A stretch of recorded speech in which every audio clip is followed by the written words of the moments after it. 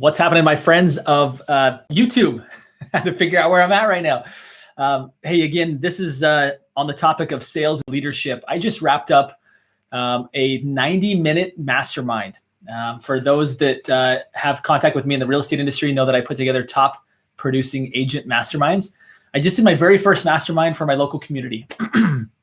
In that community, I teamed up with a realtor, and we invited local business owners and business leaders. And for 90 minutes, we did a mastermind with the intent to quickly get to know each other. And then the next part is to have everybody share, what are your best practices? What's working right now?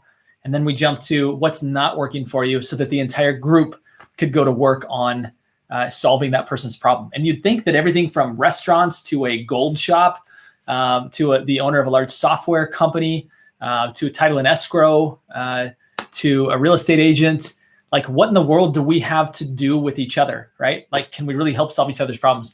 The reality is business, and there's some very fundamental principles. In fact, the principle that the owner of the software agency spoke about was very beneficial to, I think, most people on the call. He talked about how what they've gone to more of like a scrum is what they call it. For those of you that know rugby, know that a scrum was where you lock arms and you all move forward together. So they take a 2-week period of time, and the entire company works on one project together. And that one project, they then circle back in 2 weeks to say, like, how did we do? What's our progress? What's the next steps moving forward? And everybody's moving towards the same goal. And he said, in those daily stand-up meetings where they say, this is what I did yesterday, and this is what I'm committing to do today, there's some great accountability, but you can't tell who's the boss, who the supervisors are. Everybody's working together. It totally flattens out this hierarchy.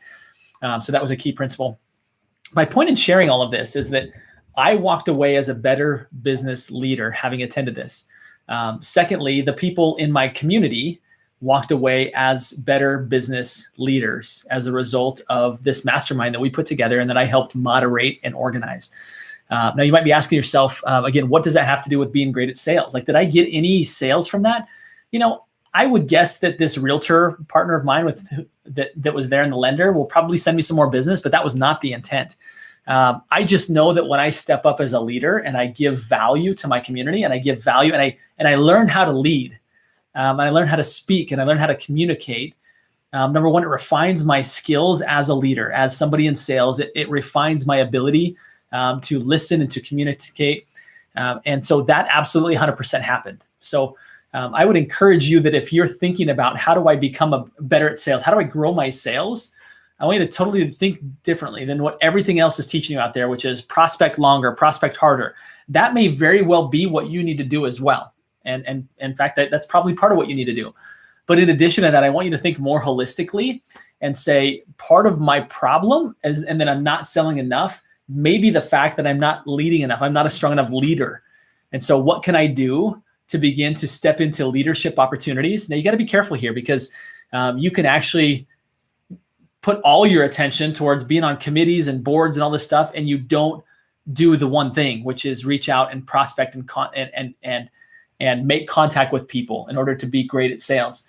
And so you got to be careful about that. But I do think that part of your role in being great in the professional sales industry is to think bigger, right?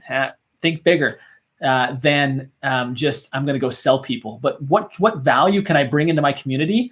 The reality is the world's very small. It's a very small place.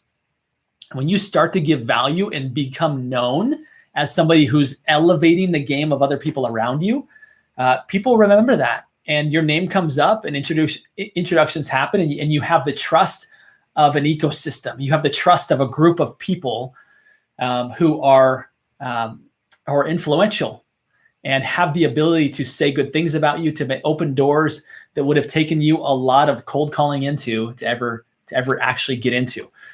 So again, the big takeaway today, again, sales is leadership. And in order for you to be good, it's not just leading the customer through the transaction, right? That's part of it. But you also need to be looking at, how can I add value?